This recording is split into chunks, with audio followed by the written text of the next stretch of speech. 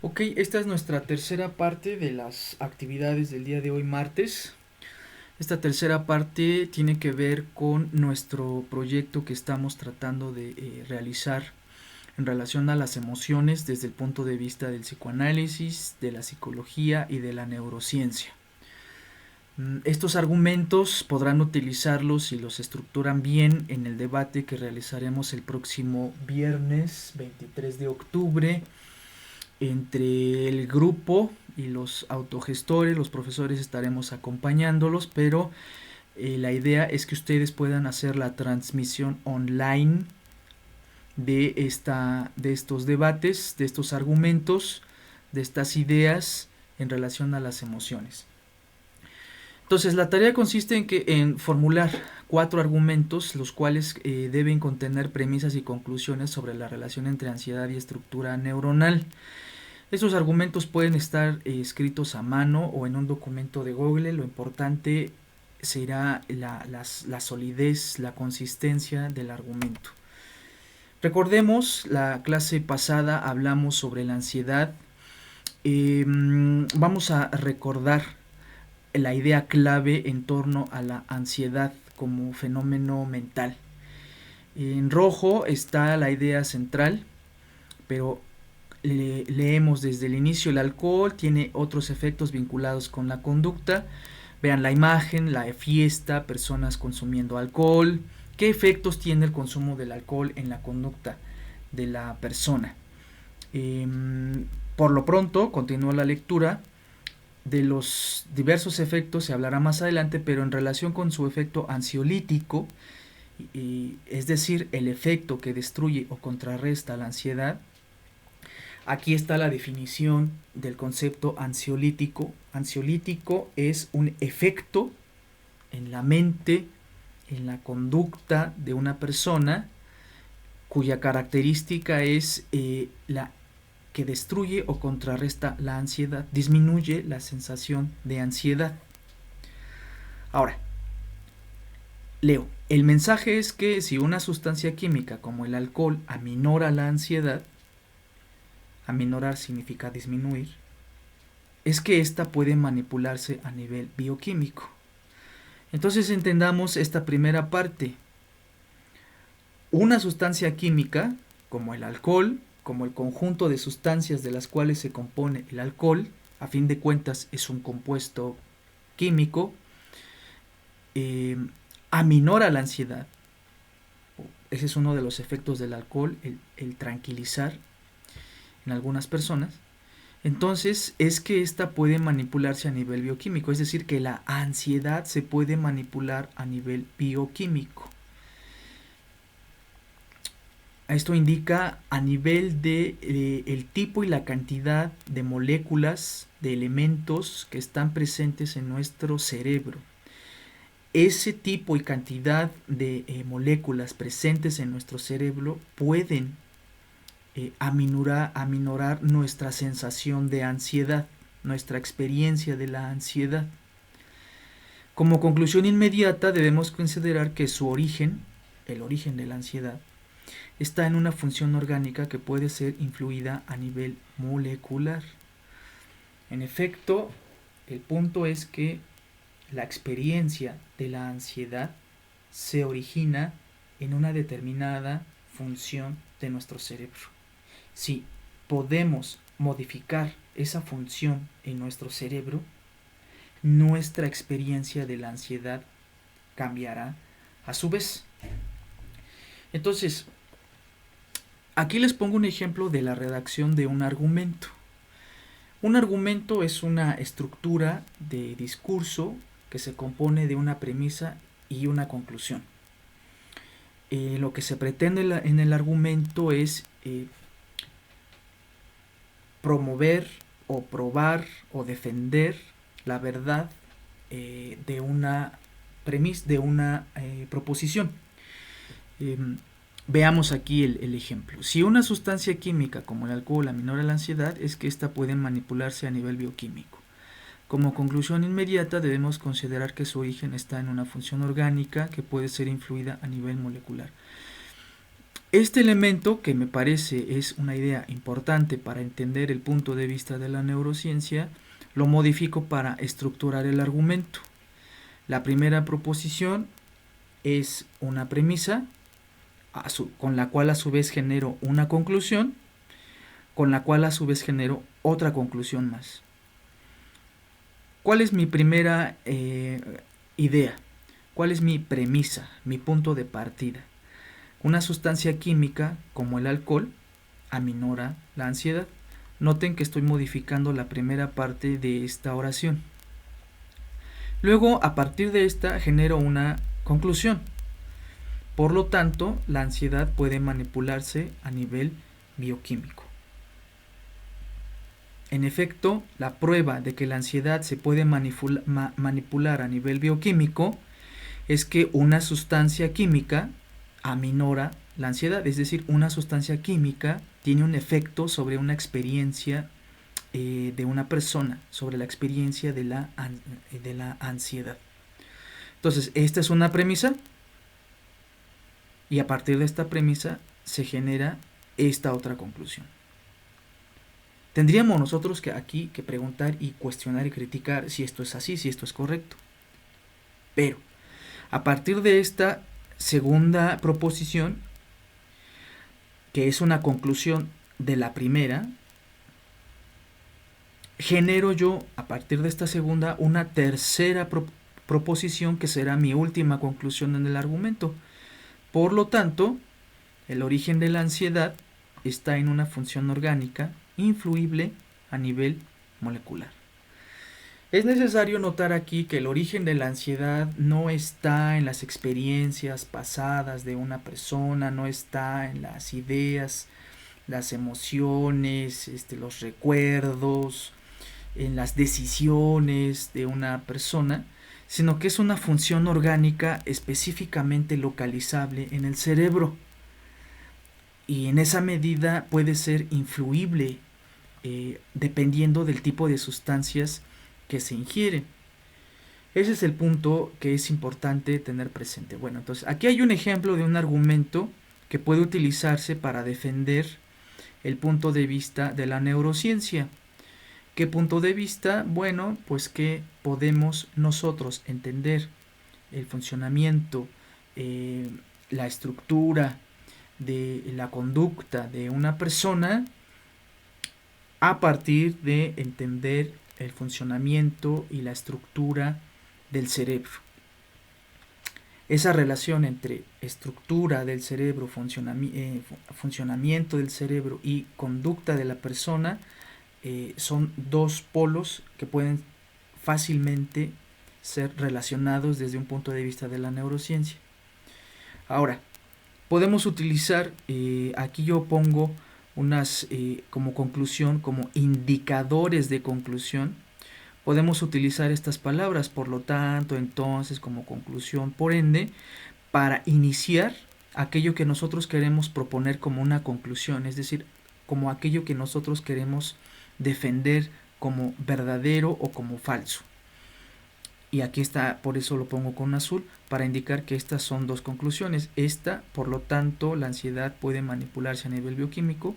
Es una conclusión de esta primera proposición, que es la premisa. Y a su vez, esta segunda se convierte en una premisa para la última proposición, que es la conclusión general que se quiere probar en esta parte del texto. ¿Qué se quiere probar? Pues que la ansiedad está en una función orgánica. Ahora, les tocaría a ustedes las siguientes, por ejemplo, para un punto, la ansiedad, este es un título, la ansiedad se puede manipular por medio de algunos de los receptores de las neuronas. En apoyo a la tesis de que las manifestaciones del carácter asociadas con cuadros de ansiedad se generan en sitios discretos en el cerebro, vayamos con calma a esta parte. ¿Cuál es la tesis? La tesis es que las manifestaciones del carácter, o sea, las formas de conducta de una persona asociadas con cuadros de ansiedad, lo que dice la persona, lo que escucha la persona, lo que ve la persona, cómo lo ve, cómo lo interpreta, cómo reacciona, el tono de voz que utiliza, las palpitaciones, la sudoración. Todas estas manifestaciones del carácter asociadas con cuadros de ansiedad se generan en sitios discretos en el cerebro. Eso es muy importante de enfatizar, que hemos definido como núcleos y circuitos neuronales. Están los resultados que mostramos a continuación. Es decir, cómo se puede probar que las manifestaciones del carácter asociadas con cuadros de ansiedad se originan en determinados circuitos o partes del cerebro, en determinados circuitos neuronales? Bueno, se puede observar.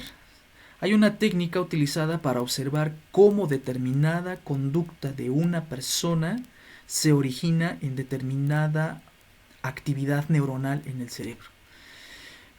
¿Cómo se puede observar? Se emplea una técnica desarrollada recientemente que permite observar la actividad de regiones discretas del cerebro.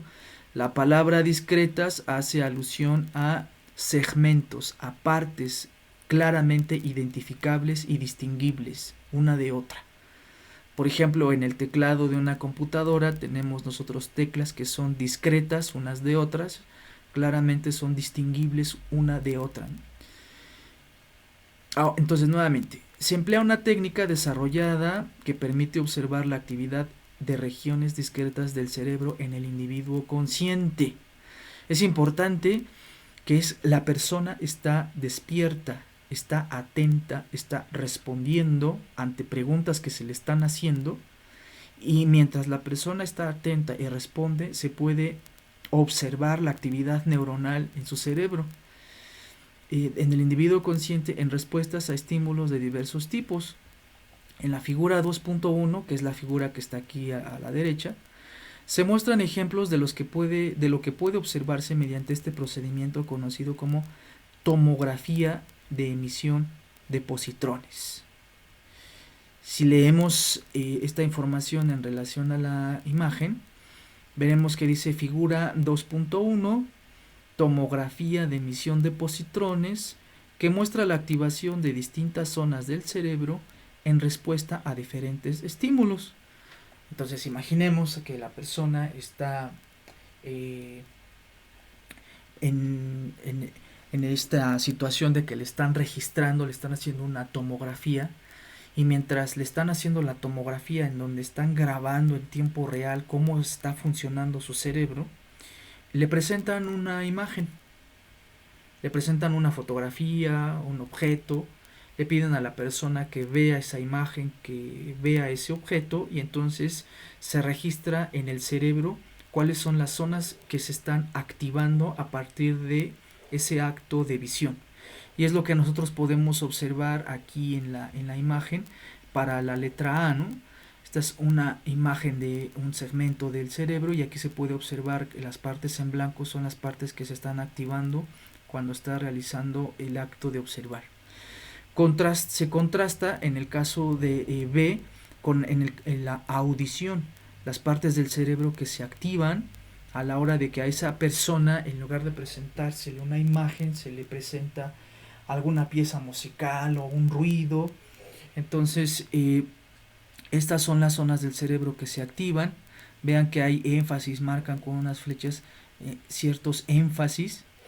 En el C es el razonamiento, es decir, se le pide a una persona que resuelva quizá un problema matemático, un acertijo, y se ve qué partes del cerebro son las que se están activando.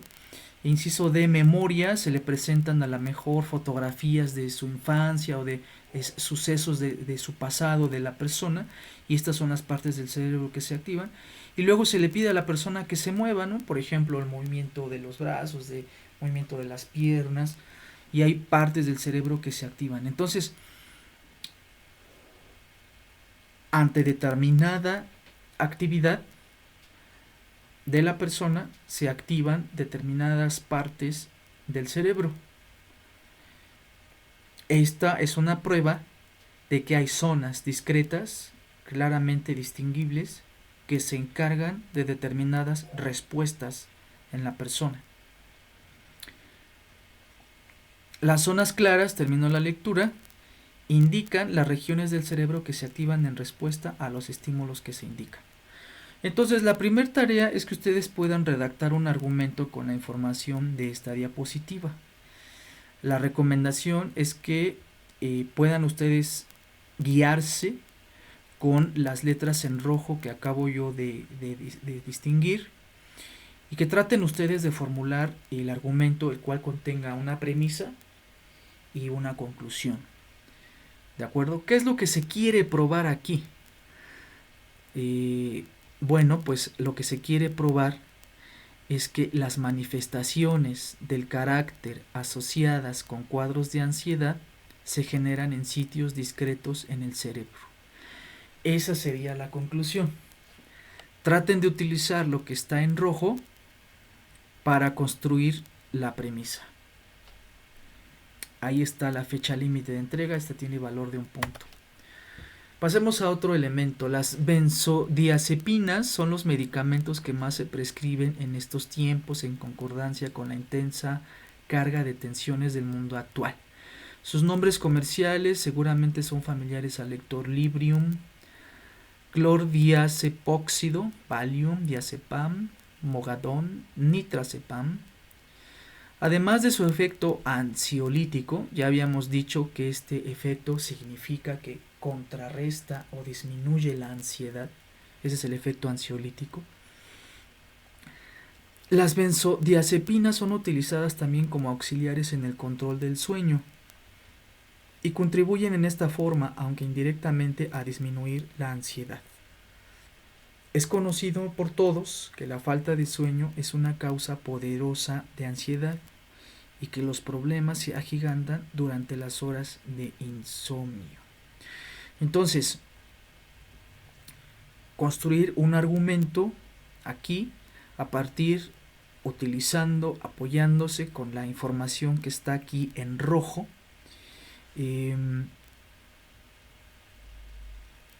Aquí de este lado derecho están las fórmulas químicas de los compuestos utilizados para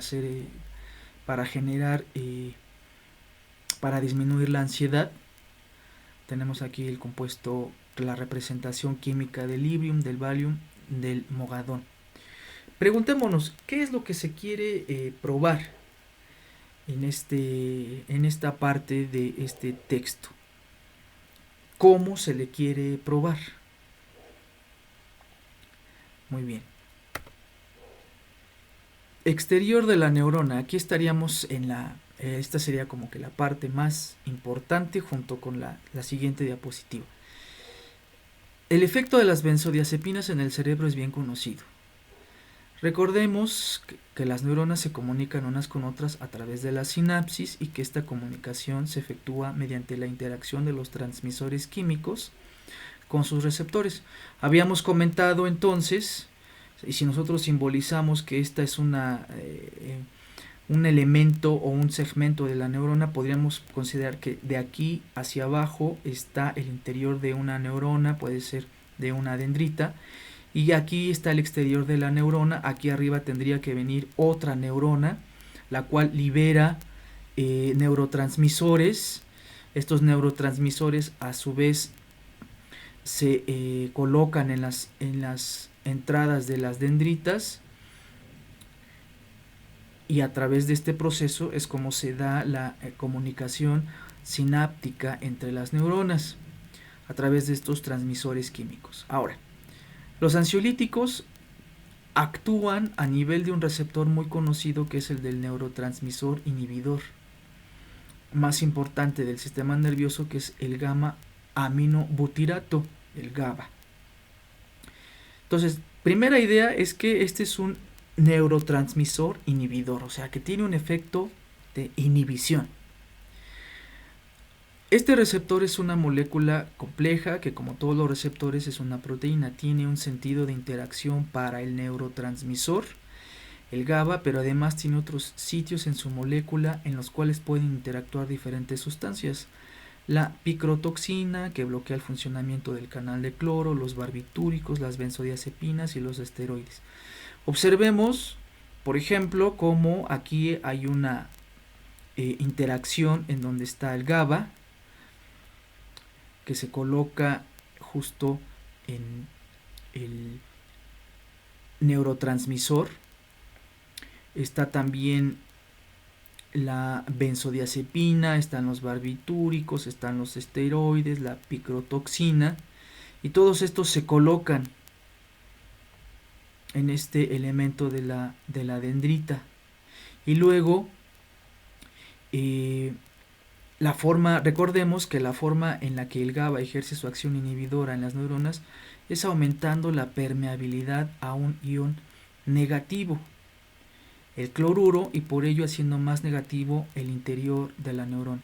Si nosotros observamos en este caso intermedio, podremos observar que a pesar de que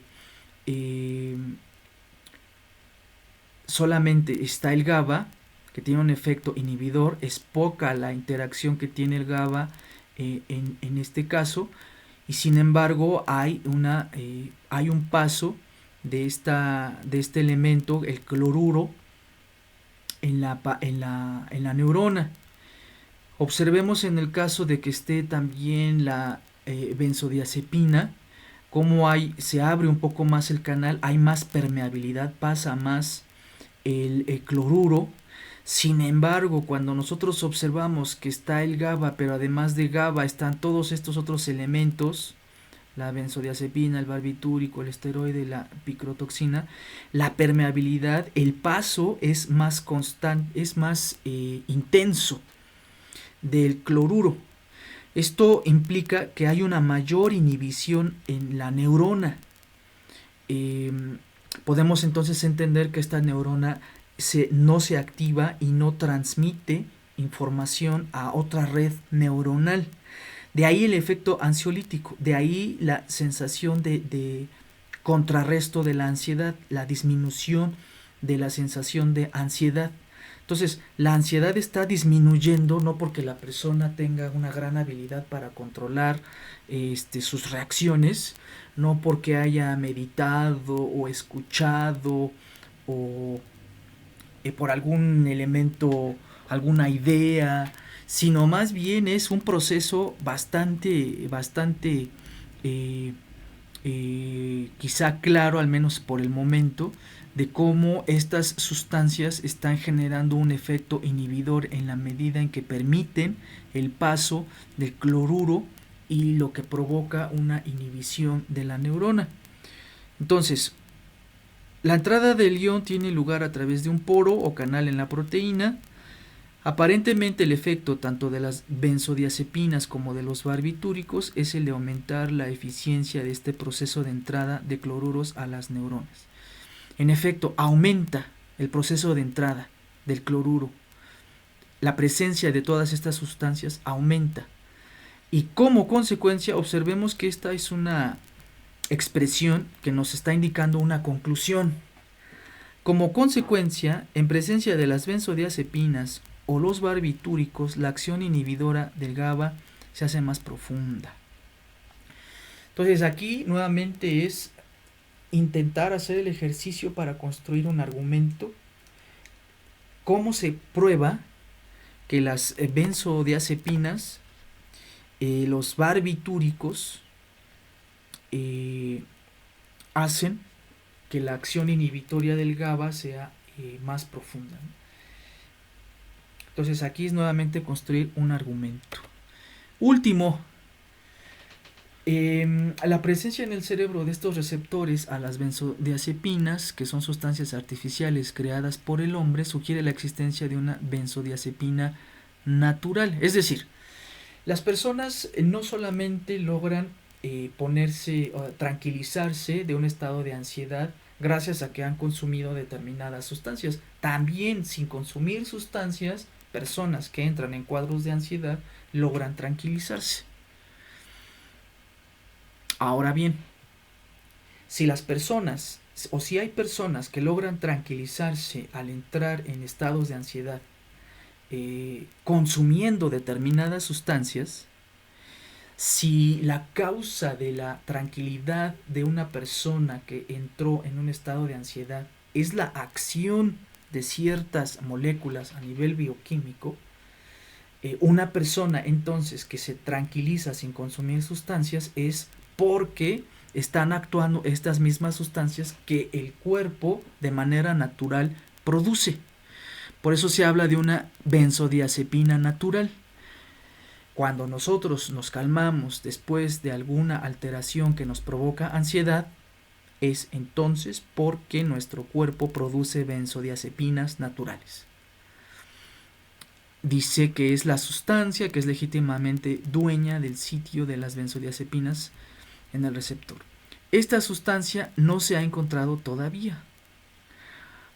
Entonces observemos que de acuerdo a la fecha en la que se escribe este libro no se tiene una observación, un conocimiento de la existencia de esta benzodiazepina, pero vean cómo se infiere. Sí, reitero, si una persona que está ansiosa se logra calmar porque consumió determinadas sustancias y se sabe que estas sustancias tienen un efecto inhibidor a nivel bioquímico en la sinapsis de las neuronas, entonces una persona que se logra tranquilizar de un estado de ansiedad sin consumir ninguna sustancia es porque están actuando las mismas sustancias que se producen de manera artificial, pero están actuando en su propio cuerpo producidas de manera natural. Esta sustancia no se ha encontrado entonces, pero fácilmente podemos imaginar que es el compuesto que controla los estados de ansiedad naturales. Entonces, nuevamente, hay un compuesto químico que es el que controla los estados de ansiedad naturales. Nuestra propia capacidad para recuperarnos de un estado de ansiedad sin recurrir a ninguna sustancia. Entonces, es el compuesto que controla los estados de ansiedad naturales a los que nos hemos referido y que las diferencias individuales en este sentido son el reflejo de la mayor o menor eficiencia de la sinapsis y los circuitos en los que participa esta benzodiazepina natural. Pensemos esta última parte porque es importante. ¿Cuáles son estas diferencias individuales en este sentido? Bueno, pensemos que las personas que son capaces de controlarse de manera que no fácilmente lleguen a estados de ansiedad. Hay personas que entran en estados de ansiedad con más facilidad que otras. Hay personas que salen del estado de ansiedad con más facilidad que otras. Hay personas que son más tolerantes ante situaciones de estrés y no se ponen ansiosas, mientras que otras personas no son nada tolerantes y de forma muy pronta se ponen ansiosas. Hay personas que si están ansiosas no tienen sudoración, logran controlar las palpitaciones. Y hay personas que estando ansiosas tienen mucha sudoración, tienen muchas palpitaciones. Es decir, hay toda una gama diferente de respuestas de las personas ante la ansiedad. Y lo que nos está sugiriendo este texto que estamos estudiando es que estas diferencias individuales entre las personas son el reflejo de la mayor o menor eficiencia de las sinapsis. Entonces este es el punto, no es que una persona sea más madura en términos mentales que otra, no es que una persona sea más controladora que otra, no es que una persona tuvo papás que la quisieron mucho y que otra tuvo papás que no la quisieron mucho, sino que es un proceso de comunicación entre las neuronas, es un proceso de transmisión de moléculas, es un proceso de inhibición de una carga eléctrica en un conjunto de neuronas. Vean ustedes cómo se expresa en el texto, ¿no? Muy bien, entonces la idea es que ustedes formulen aquí un cuarto argumento. Creo que este sería también un argumento muy importante que nos pueda permitir una reflexión bajo el tema general que planteamos sobre cómo entender las decisiones que una persona toma en relación a las condiciones cerebrales que están detrás de las decisiones que una persona toma. ¿Quién es primero aquí? ¿O qué es primero aquí? ¿La decisión de una persona de responder con ansiedad o la insuficiencia de inhibición de ciertas neuronas para que no se para que se dé esta respuesta? Bueno, pues esa sería la última actividad.